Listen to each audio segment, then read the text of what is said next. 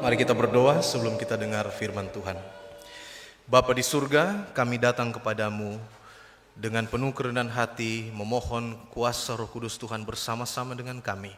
Dalam beberapa menit ke depan kami akan merenungkan firman Tuhan. Kiranya firman ini memberikan kekuatan iman bagi kami semua. Hamba-Mu yang akan menceritakan pengalaman iman bersama dengan Tuhan. Lewat pemberitaan firman-Mu dapat dituntun dengan kuasa Roh Kudus-Mu. Ini doa kami, dalam nama Yesus kami berdoa. Amin. Selamat hari Sabat, saudara-saudara sekalian. Senang sekali hari Sabat ini saya boleh kembali ke Tanjung Anom lagi. Setelah kurang lebih 2 bulan kami tidak berada di tempat karena mengikuti pendidikan di Ayas di Filipina. Dan secara khusus tentunya saya berterima kasih kepada jemaat Tuhan yang memaklumi akan keadaan ini dan menerima Ibu Pendeta yang mengambil bagian untuk menggantikan semua peran saya. Tetapi sebenarnya yang paling penting itu sesuai dengan apa yang kita bicarakan di majelis jemaat, bahwa dengan kepergian saya kemarin sebenarnya ada 2 pendeta muda yang bertugas di jemaat kita, yaitu pendeta muda P. Aritonang dan pendeta muda L. Panjaitan. Waktu di majelis saya sampaikan itu. Tapi mulai Sabat ini dicabut lagi pendeta mudanya. Dan terima kasih juga kepada majelis jemaat yang memaklumi keadaan ini sehingga rapat majelis itu kita adakan secara Zoom. Ya, 2 kali kita buat secara Zoom dengan beberapa koordinasi tentang berbagai pelayanan di jemaat ini. Saya jarang mendengar atau bahkan tidak mendengar ada yang sakit, dan itu kita syukuri. Oleh karena berkat Tuhan, Tuhan memberikan kita semua kesehatan dan kekuatan sehingga kita boleh terus beribadah dan berkegiatan di dalam kehidupan sehari-hari. Hari Sabat ini ada teman-teman kita dari UINSA, ya. Ada teman-teman kita dari UINSA, Wulan dan teman-temannya, Wulan, Arifin dan teman-temannya yang Sabat ini hadir di sini untuk observasi berkaitan dengan mata kuliah agama Kristen yang mereka ambil, ya, waktu saya di Ayas ada 1 kelompok lagi yang datang, sebelumnya ada 1 kelompok lagi yang datang. Yang lalu itu mereka mau tahu tentang penghijauan di gereja ini. Ya, saya tanya sama Syakira, kalian tahu dari mana gereja ini waktu dulu?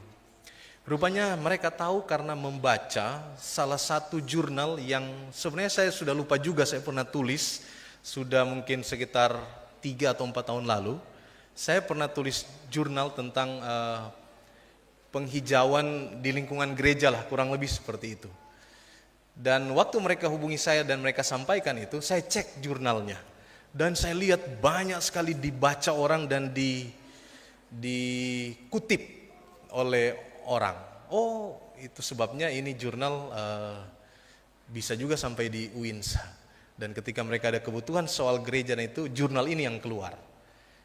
Jadi akhirnya kita punya hubungan baik dengan mereka, dan mereka kemudian rekomendasikan ke teman-teman ini, dan mungkin teman-teman ini juga akan rekomendasikan ke teman-teman yang lain. Yang penting teman-teman bisa melihat, ya, bagaimana gereja Advent, ya. Siapa tahu dapat hidayah dan masuk Advent, kan? Arifin dan Wulan dan teman-temannya, ya. Ya, inilah gereja kita.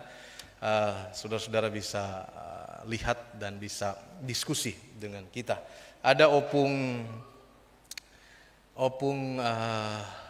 yang duduk bersama-sama dengan yang wanita, dan opung Hutagaul dan Pak Siagian yang duduk dengan saudara-saudara yang pria untuk bisa tanya-tanya, ya, selama ibadah ini. Baik, saudara-saudara yang dikasihi Tuhan Yesus Kristus, pada Sabat ini tentunya saudara mungkin pengen dengar pengalaman-pengalaman saya selama di Ayas. Tetapi kalau hari Sabat ini saya cuma cerita-cerita pengalaman, maka rasanya tidak elok. Jadi Saya akan merefleksikan satu ayat, dan di dalam ayat ini saya akan selipin pengalaman-pengalaman saya. Mari kita buka sama-sama Alkitab kita, ayat inti yang sudah dibacakan tadi, Roma 8 ayat 28. Saya mau refleksikan ayat ini lewat kehidupan saya dan saudara, untuk kita coba melihat ada pengalaman-pengalaman iman apa yang boleh kita eksplorasi di ayat ini, yang ketika kita pulang dari tempat ini, kita boleh menjadi berpikir bagaimana Tuhan bekerja di dalam kehidupan kita, di segala macam keadaan, situasi, kondisi, susah, senang, sehat, sakit, kaya, miskin, apa saja keadaan kita, Tuhan ada di sana dan Dia bekerja untuk kita. Roma 8 ayat 28, kita tahu sekarang bahwa Allah turut bekerja dalam segala sesuatu untuk mendatangkan kebaikan bagi mereka yang mengasihi Dia, yaitu bagi mereka yang terpanggil sesuai dengan rencana Allah. Saudara-saudara yang dikasihi oleh Tuhan Yesus Kristus, penulis dari kitab Roma ini mencoba untuk memberikan kepada kita di ayat yang sederhana ini satu penekanan awal, membuka kalimat di ayat ini, yaitu kita tahu sekarang. Tahu ini adalah satu kata kerja. Tahu ini bukan seperti rasa. Tahu ini bukan seperti kira. Tahu ini bukan seperti duga. Kalau masih bahasanya saya rasa, saya kira, saya duga, ini belum mengandung kepastian, saudara-saudara sekalian. Tetapi kalau kalimat itu berbunyi, kita tahu sekarang, saya tahu sekarang, berarti kalimat ini mengandung satu apa? Kepastian. Ini kata kerja aktif, pasti ini.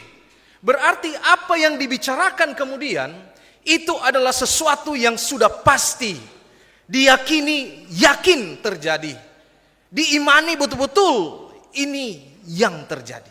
Itu namanya kita tahu. Dan untuk tiba pada kata-kata ini atau kalimat ini, kita tahu sekarang, ini tentunya tidak main-main. Ini membutuhkan yang namanya iman, kepastian iman. Hanya orang yang punya kepastian iman yang bisa berujar kita tahu sekarang. Artinya hanya orang yang punya pengalaman dengan Tuhan yang bisa kemudian bersaksi kita tahu sekarang. Dan bicara soal iman, iman itu adalah keyakinan sebenarnya. Bahasa lain dari iman itu bahasa rohani, keyakinan itu bahasa umum, keyakinan ya. Dan keyakinan ini tidak dipengaruhi oleh orang, keyakinan ini tidak dipengaruhi oleh situasi. Ya. Kalau situasi baik, keyakinannya baik. Situasi nggak baik, keyakinannya jadi nggak baik juga. Tidak, iman, keyakinan tidak dipengaruhi oleh situasi. Iman, keyakinan tidak dipengaruhi oleh orang. Dengan kata lain, itu berasal dari dalam. Itu adalah kekuatan yang asalnya dari dalam.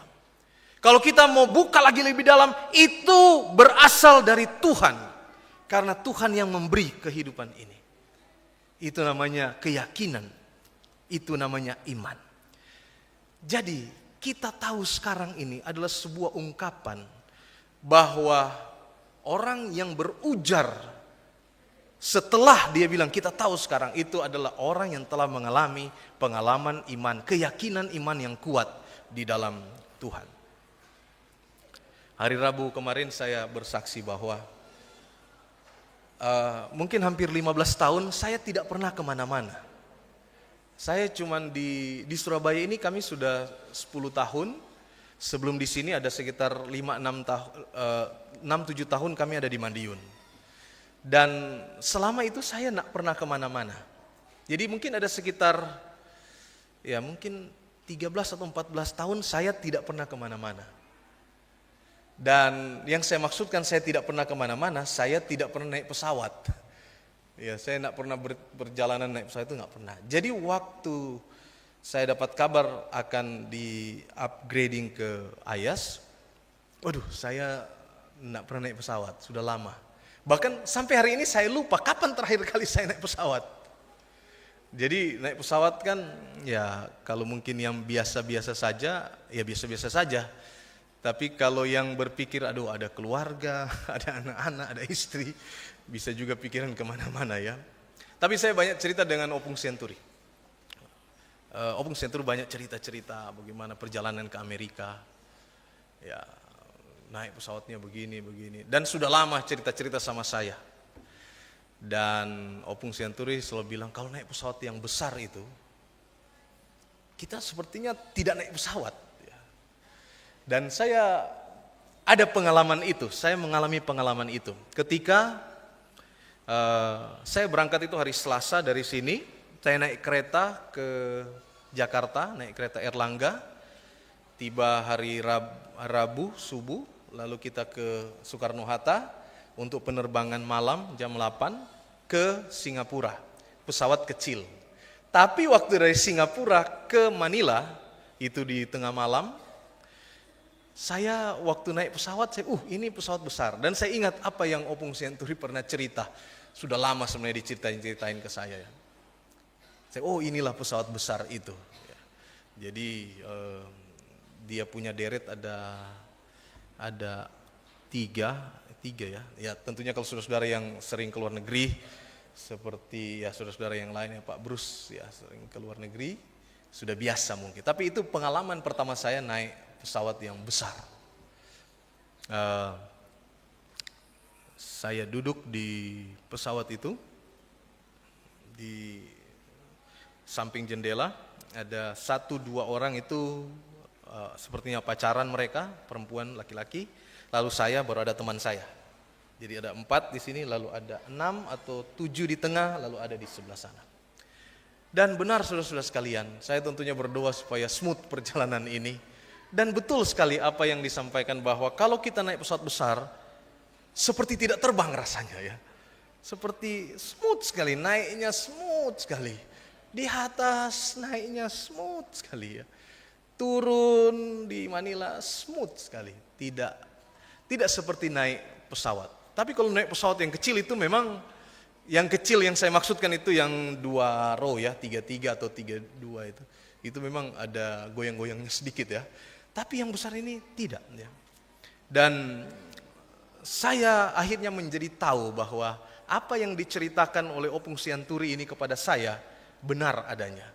Bahwa pesawat yang berbadan besar itu seperti mobil mungkin di jalan, kalau ada lobang atau apa, dia tidak terasa. Demikian pula di udara, ketika ada angin, ada apa, tidak goyang dia, karena besar sekali besar sekali pesawatnya. Kita tahu sekarang bahwa Allah turut bekerja. Bahasa asli dari turut bekerja ini adalah sinergi. Ini asal kata dari sinergitas. Apa artinya sinergi atau sinergitas? Artinya adalah bekerja sama dan bekerja bersama-sama. Dan sama-sama bekerja. Kalau tadi kita tahu sekarang menunjukkan kata aktif. Kata kerja aktif dari sisi manusia. Maka di kalimat bahwa Allah turut bekerja ini menunjukkan kalimat aktif dari Allah. Bahwa dia hadir dalam setiap kehidupan kita. Kalau bahasa Indonesia kita baca Allah turut bekerja. Tapi lebih dalam lagi dari itu, kalau kita tinjau di bahasa aslinya, itu artinya Allah hadir sama-sama dengan kita. Di setiap situasi dan kondisi kehidupan kita. Itu sebenarnya arti Allah turut bekerja. Itu yang saya sebutkan tadi. Dalam kondisi senang, dalam kondisi susah, Tuhan itu ada terus. Dia hadir terus bersama-sama dengan kita. Jadi jangan pernah merasa Tuhan meninggalkan kita. Nah, ada Tuhan tinggalkan kita. Yang ada kita meninggalkan apa? Yang ada kita meninggalkan Tuhan. Dia itu selalu hadir. Dia itu selalu terlibat dalam kehidupan kita. Dia itu tidak tinggal diam. Dia itu tidak pasif. Dia itu tidak seperti pencipta jam dinding. Jam dinding yang baru ini, mereknya Seiko, yang sudah kelihatan dari sini angkanya. Setelah diciptakan, ya sudah dibiarin. Tidak, Allah tidak seperti itu. Allah turut terlibat detik demi detik di dalam kehidupan kita. Ya, hidup ini nggak ada mulus-mulus semua, nggak ada. Ada juga hidup ini apa? Pergumulan-pergumulannya ada. Munafik kalau kita bilang, hidup saya senang-senang terus. Nah, ada senang, ada susah. Itu normal. Saya sebenarnya apply sekolah ini sudah tadi tahun 2020-21. Tapi di reject, ditolak. 3 kali saya apply, ditolak. Kenapa saya ambil lagi, kenapa sekolah ini? Karena ini yang kita dekat dapat informasinya dan saya apply. Dan ada proses yang terjadi. Saya berterima kasih kepada Pendeta Rudi Situmorang Pendeta Rudi Situmorang adalah kependetaan kita di SSD. Tapi waktu itu beliau ada kependetaan di UIKB yang kemudian berkoordinasi dengan kita, lalu menyampaikan bahwa ada beberapa proses ya yang terjadi. Jadi waktu saya apply sekolah ini, saya masih di Tanjung Perak, masih di Jemaat Tanjung Perak. Tapi di reject 3 kali atau 4 kali, tapi saya masukin terus. Kemudian setelah pindah di Tanjung Anom, saya dengar dibuka lagi, saya apply lagi. Dan langsung diterima. Saya lihat, wah ini berkat juga ini di Tanjung Anom, waktu masuk langsung diterima. Tapi persoalannya sekolahnya nggak mulai-mulai. Itu sekolahnya kok nggak mulai-mulai, kapan mulainya? Tanya sana sini, sepertinya buntu. Lalu di Jogja ada Bible Conference waktu itu. Waktu itu kami koordinasi dengan Pendeta Wendel Mandolang sebagai kependetaan waktu itu. Lalu disampaikan sabar. Terus tiba-tiba terjadi pergantian. Pendeta Wendel ke sekretaris. Pendeta Rudi yang di Uni naik ke divisi menggantikan tempatnya Pendeta Wendel. Dengan kata lain, koordinasi harusnya lebih mudah, tidak perlu lagi lewat orang baru karena orang yang sama, yang sudah berkoordinasi dengan kita. Lalu saya bertemu lagi Pendeta Rudi Situmorang tahun berikutnya, lalu disampaikan, ya ini karena ada transisi, jadi ada tertunda sedikit. Lalu berikut bertemu lagi, ini saya rencana mau pindahkan ini dari IUP ke Ayas.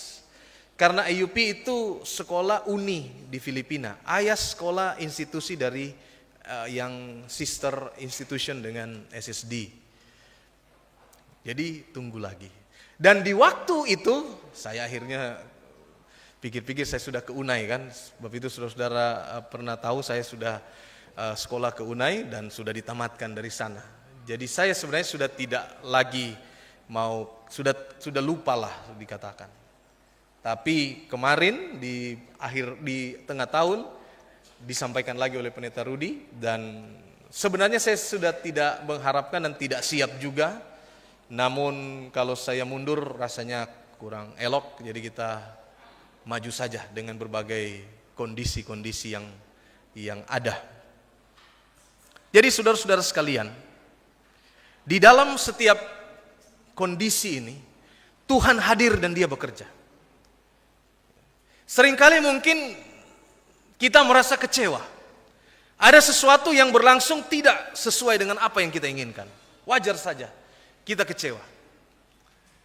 Tapi jangan lama-lama kecewa. Kalau kecewa jangan lama-lama.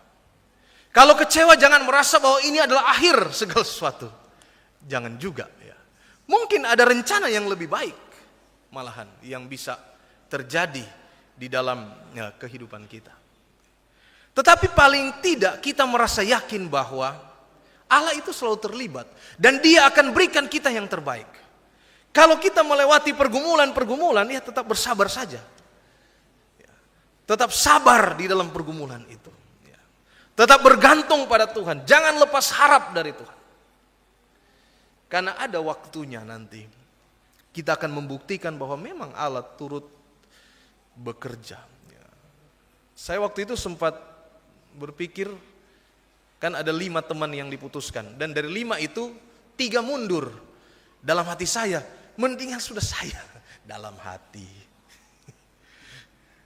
Ada rasa apa. Tapi oke lah, enggak apa-apa. Memang di dunia ini ada yang harus dilepas, ada yang harus dipegang. Normal-normal saja. Kita perlu kebesaran hati untuk itu. Tetapi kalau ada yang harus kita pegang, maka kita pegang dengan erat. Kita lakukan dengan sungguh-sungguh. Kalau ada yang kita kejar dengan sungguh-sungguh. Kita lakukan dengan sepenuh hati. Ya. Karena mungkin kesempatan itu tidak datang 2 kali atau 3 kali.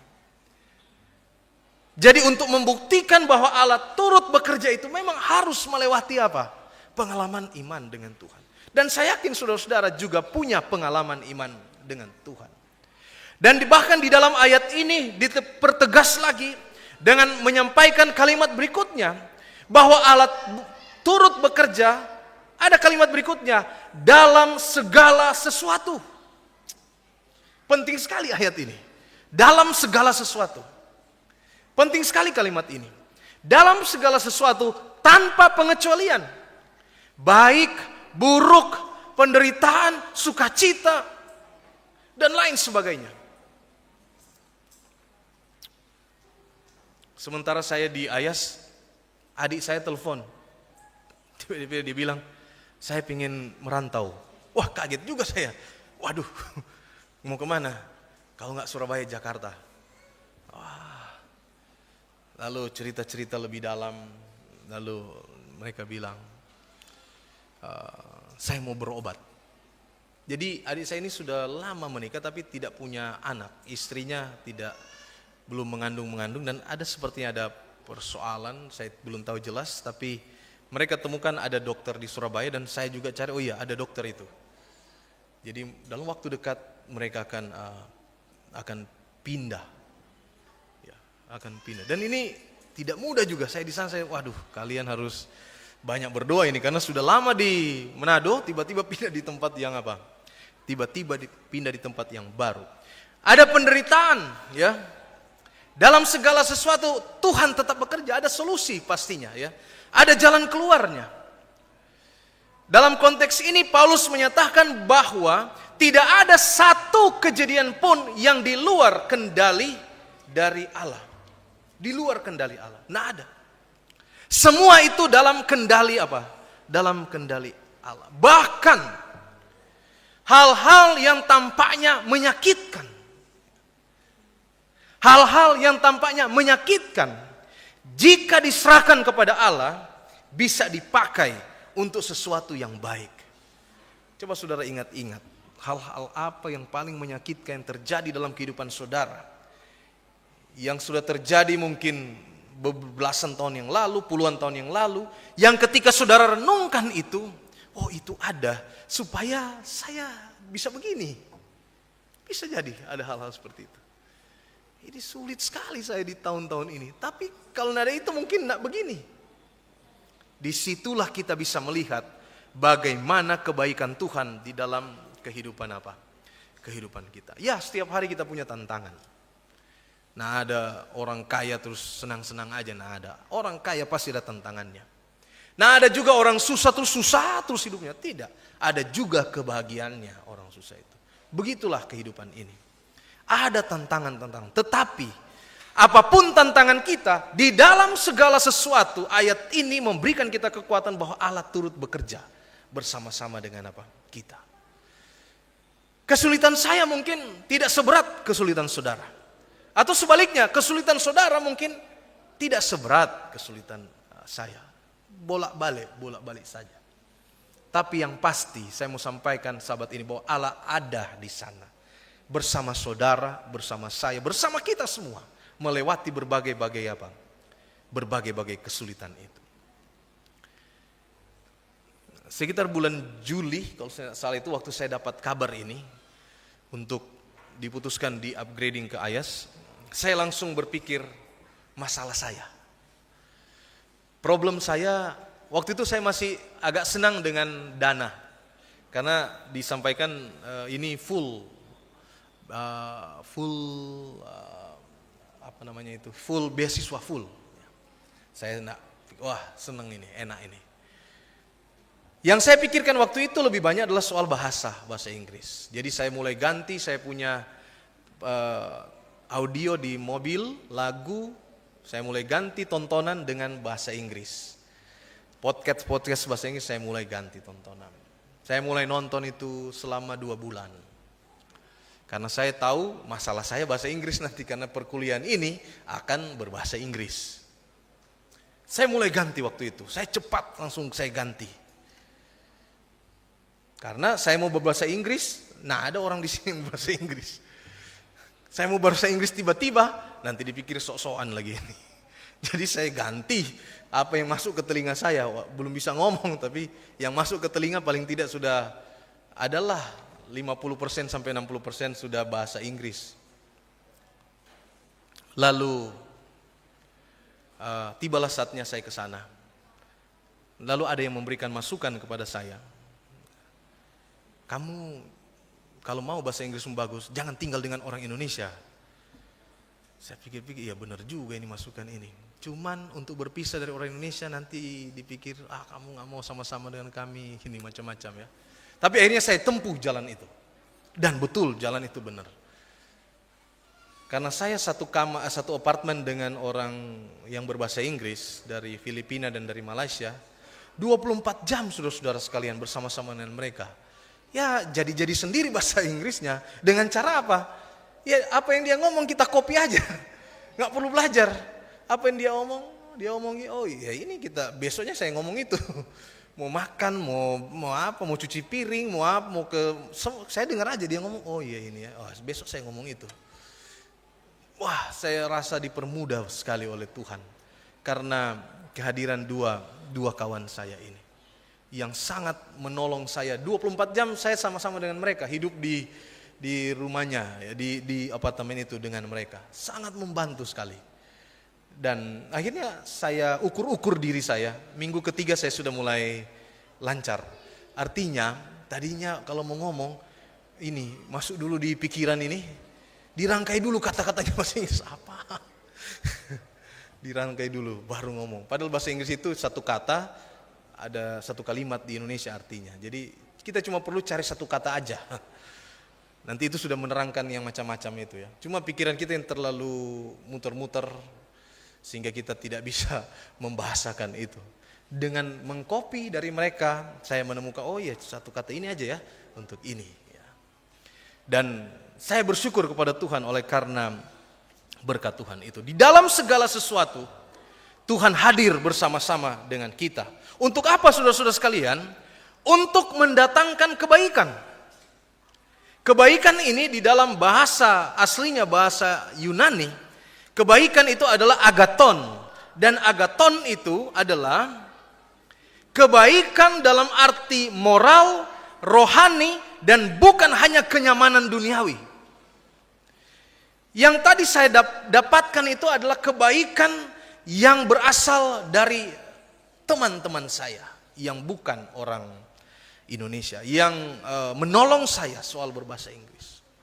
Ada banyak kebaikan-kebaikan yang lain juga yang Tuhan berikan kepada kita. Tujuan Allah adalah kebaikan-kebaikan itu bukan untuk membuat kita senang-senang saja, bersyukur saja, tidak. Tetapi tujuan besarnya semua kebaikan itu kita terima supaya kita ini bisa hidup seperti dengan apa? Seperti dengan Tuhan. Kebaikan yang Tuhan berikan pada kita untuk membentuk karakter kita untuk menjadi serupa dengan Kristus. Paling tidak jadi baik juga bagi orang lain. Karena kita menerima banyak kebaikan dari orang lain, berbuat baiklah juga kepada orang lain. Dan selalu saja ada celah untuk membuat iman kita ini bertumbuh di dalam segala kebaikan yang Tuhan berikan kepada kita. Lewat siapapun itu. Saudara-saudara sekalian, selama kurang lebih 2 bulan kami ada di Ayas, kami sering sekali diundang makan. Dan saya posting itu di Facebook, bukan apa-apa supaya orang tahu bahwa orang itu kita hargai, dia mengundang kita makan. Saya hitung saudara-saudara sekalian, ada 15 keluarga. Saya tulis 15 keluarga yang undang kita makan. Baik itu dari dosen-dosen di Ayas maupun dari pimpinan-pimpinan kita yang ada di SSD. Mulai dari Pendeta Wendel Mandorlang, Pendeta Rudi Situmorang, Pendeta Stephen Salienti, Bapak Roni Manurung, Bapak Esra Pranginangin, Bapak Ruhupati, Leroy Ruhupati, dan masih banyak lagi. 15 kali saudara-saudara, 15 keluarga. Jadi itu kalau 1 bulan kan ada 30 hari. Jadi setengah bulan itu kita sudah ditraktir makan sebenarnya ya. Diajak makan sebenarnya. Dan saudara-saudara sekalian, bukan cuma 1 kali saudara-saudara sekalian. Ada yang sampai 5 kali. Ada yang sampai 5. Ini saya ceritakan kebaikan benar-benar ini orang-orang ini. Dan yang lebih membuat saya ini saudara-saudara sekalian. Kita itu kalau diundang makan di SSD itu sekitar Miss Dwi 2 kilo ya, 3 kilo atau 2 kilo dari Ayas. Memang boleh jalan kaki. Jalan kaki boleh-boleh saja, tapi kita akan terbuang waktu mungkin sekitar mungkin setengah jam kalau jalan kaki. Jadi kita harus dijemput kan. Dan yang menjadi sopir itu adalah dosen yang saya sangat hormati waktu di Unklap, sekarang dia jadi dosen di Ayas. Mereka lah yang nyopir kita. Pimpinan-pimpinan di SDSD, mereka lah yang nyopir-nyopir kita. Kita mencoba untuk menawarkan biar kita yang setirin, cuma di sana setirnya kan berbeda. Di sebelah kiri ya, kita di sini kanan, ya kiri. Terus jalannya juga di sebelah, pokoknya berlawanan dari jalan kita di sini. Setirnya berlawanan, jalannya juga berlawanan, berbeda lah ya. Jadi ya otomatis dia juga takut kasih kita yang nyetir kan. Jadi mereka nyetir, mau tengah malam, mau subuh, mereka bawa ya. Walaupun gak enak sebenarnya kita disetirin orang yang kita hormati lah, orang yang kita hormati. Tapi itulah saudara-saudara sekalian ya. Dan inilah bagian dari kebaikan Tuhan yang kita rasakan dalam kehidupan kita ya. Bukan apa-apa saya tulis-tulis saudara-saudara sekalian, supaya kalau mereka ke Surabaya jangan sampai saya miss. Nanti dipikir nggak tahu diri kita ini ya. Kalau mereka ke Surabaya harus cepat-cepat kita hubungi mereka. Karena ya begitulah. Bagi mereka yang mengasihi dia, kata bagi mereka yang mengasihi dia di dalam bahasa Yunaninya adalah agaposin. Agaposin ini adalah bentuk aktif dari kata agape yang tadi. Artinya apa? Ini adalah bentuk kasih yang betul-betul memiliki 2 hal. Yang pertama adalah kasih yang mengandung komitmen. Itulah mungkin hubungan suami istri. Lalu kasih yang mengandung pengabdian. Walaupun mungkin digaji tidak seberapa, tapi betul-betul orangnya mengabdi. Itu mungkin contohnya pengabdian. Jadi orang yang mengasihi dia ini maksudnya adalah orang yang memiliki kasih yang penuh komitmen dan pengabdian. Jadi ini bukan janji kepada semua orang, tetapi hanya mereka yang hidup dalam kasih dan ketaatan kepada Tuhan. Sudah lama hidupnya begitu saja, tapi dia tetap setia mengabdi dan berkomitmen kepada Tuhan.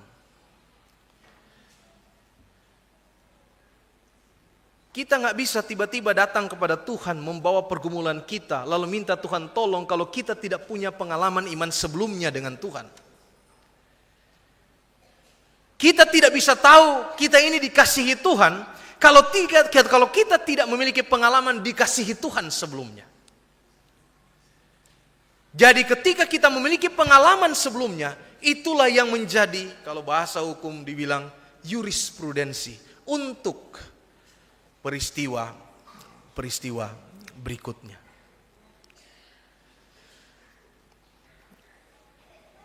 Saya bersyukur saudara-saudara sekalian bisa berkuliah di Ayas ini, karena di Ayas ini orang yang ada di kampus itu ada sekitar 800 sampai 1000 orang, dan mereka berasal dari 70 negara, kurang lebih 70 negara berbeda-beda.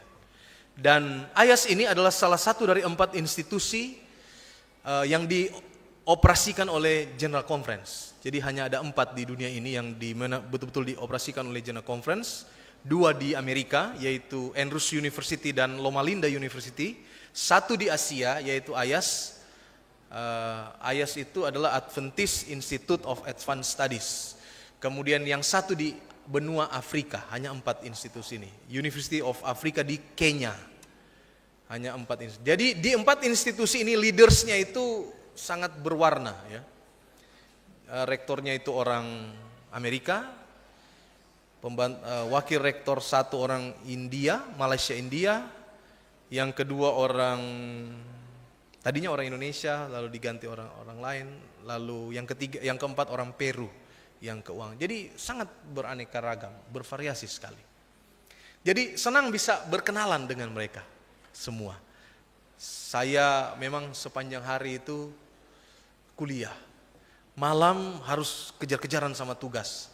Tapi saya tidak pernah skip waktu olahraga di pagi hari dan malam hari, khususnya hari Selasa, Kamis, Sabtu, Minggu. Saya selalu olahraga dan olahraga di sana banyak sekali. Ada jalan kaki, ada morning star, ada tenis meja, ada bulu tangkis, ada pickleball, ada tenis lapangan, ada basket, ada volley, ada gym. Saya coba semuanya, tapi yang paling saya sering main di sana adalah jalan. Karena itu relatif lebih gampang ya, tinggal keluar aja jalan keliling kampus. Lalu yang kedua adalah gym dan yang ketiga adalah pickleball. Pickleball ini mungkin mirip-mirip padel sekarang yang lagi berkembang di Indonesia ya. Jadi dia tidak secepat bulu tangkis, tetapi tidak selambat tenis. Dia ada di tengah-tengah. Itu pickleball. Saya lakukan itu untuk menjaga keseimbangan di dalam kegiatan perkuliahan. Dan kita bersyukur bisa berkenalan dengan banyak orang dari negara yang berbeda dan bisa berteman dengan mereka. Yang terakhir ayat ini bilang begini, kalimat yang terakhir di ayat ini bilang, yang terpanggil sesuai dengan rencana Allah. Rencana Allah ini adalah maksud ilahi di dalam kehidupan kita. Saudara dipanggil di mana? Yang dipanggil ini menunjukkan pada panggilan kasih karunia Allah dalam keselamatan. Hidup kita ini ada dalam rencana Tuhan. Rencana Allah yang besar dalam hidup kita. Dan setiap peristiwa adalah bagian dari penggenapan rencananya untuk kita. Apa yang saudara saat ini telah rasakan dan telah nikmati, pekerjaan, jabatan, apapun itu yang saudara sementara pegang saat ini adalah rencana Allah, bagian dari rencana Allah di dalam kehidupan apa? Di dalam kehidupan saudara. Kita tidak tahu apa rencana Allah berikutnya untuk kita. Tetapi yang pasti syukuri apa yang ada sekarang ini dan bersiap untuk menerima rencana Tuhan berikutnya di dalam kehidupan kita. Saudara-saudara sekalian, di AYAS itu ada anggota jemaat kita yang baptis dari sini. Namanya Anggiat Sitohang, pendeta Anggiat Sitohang. Itu orang itu baptis di sini. Dia baptis di sini, terus dia pergi, dia sempat kuliah di Unklap. Tapi kemudian saya duluan tamat dari dia. Tapi sekarang dia ada di program doktor S3 di AYAS. Dan di AYAS cuma ada 6 apa 7 orang Indonesia yang doktor, maksud saya doktor di kepenetaan ya. Itu cuma 6 dari 280 juta rakyat Indonesia. Terlalu besar. Dari berapa ribu sekarang orang Advent di Indonesia. Cuma 6 yang lagi tempuh doktor di AYAS. Dan salah satunya adalah Anggiat Sitohang. Anggota kita di sini, yang baptis di sini, yang kemudian dia kemana-mana. Luar biasa orangnya. Dialah yang bilang kepada saya, kalau kamu ke sini, kamu harus satu kamar dengan apa? Orang asing. Nikmati pengalaman itu dengan mereka. Saya jamin bahasa Inggrisnya akan jadi bagus. Dialah saudara-saudara, orang yang kasih saya banyak telepon dengan dia. Dan dia banyak sekali kasih saya masukan. Ada teman saya yang lain, Dia dokter juga, PhD. Saya tidak pernah sangka kalau dia ada di sana. Dia satu kamar saya di Ungklap. Satu kamar, namanya Orsli Raranta. Satu kamar dengan saya di Ungklap. Tapi saya duluan tamat, dia jadi misioneri. Lama nggak ketemu. Ada 20 tahun nggak ketemu. Waktu saya mau ke Ayas, saya dengar dia di sana. Saya cari nomornya, saya telepon. Istrinya adalah housing coordinator. Jadi istrinya lah, housing coordinator itu adalah orang yang bertugas untuk menempatkan orang-orang di apartemen-apartemen. Kan orangnya banyak yang mendaftar ya. Apartemen, dialah yang punya kuasa menempatkan, kamu di sini, sini. Jadi ketika saya dapat masukan dari Anggiat Sitohang, kamu harus satu kamar dengan orang asing, biar lancar bahasa Inggrismu. Saya pikir, oh ya benar ini. Saya mau sampaikan ke siapa saudara-saudara sekalian? Masa saya mau atur Ayas ini, mau atur diri saya? Nggak mungkin kan? Tapi Tuhan pertemukan dengan Orsli Raranta ini, yang juga teman saya, yang istrinya itu housing coordinator. Saya bilang ke teman saya Orsli ini, saya bilang, tolong, saya mau satu kamar dengan orang di luar ini, yang bisa bahasa Inggris. Dia diatur, jadi saya satu kamar. Jadi dua sahabat saya ini betul-betul sangat menolong, dan mereka dikirimkan Tuhan untuk menolong saya di dalam proses yang sulit sebenarnya ini. Ya, kalau mau diceritakan banyak sulit-sulitnya juga, tapi banyak kebaikan Tuhan juga yang kita rasakan di dalam kehidupan ini. Saudara-saudara yang dikasihi oleh Tuhan Yesus Kristus, Roma 8 ayat 28 ini bukan hanya sebagai janji, bukan hanya sebagai pernyataan teologis dalam Alkitab untuk kita, tetapi ini mengandung poin penting bahwa Allah Maha Kuasa dan Dia bekerja dan Dia terlibat aktif dalam kehidupan kita. Bahkan di situasi-situasi sulit sekalipun, Allah hadir di sana untuk mendatangkan kebaikan bagi kerohanian kita dan untuk menunjukkan kasih-Nya kepada kita. Dan ini kita rasakan di dalam kehidupan kita. Kita dipanggil sesuai dengan rencana Allah. Bagi kita yang sudah merasakannya, mari kita tetap teguh di dalam iman. Bagi kita yang mungkin saat ini sementara bergumul di dalam iman, tetaplah bergantung dan bersandar pada Tuhan. Tetap percaya bahwa Tuhan turut bekerja di dalam kehidupan kita. Tuhan memberkati kita semua. Saya bawa dalam nama Yesus. Amin.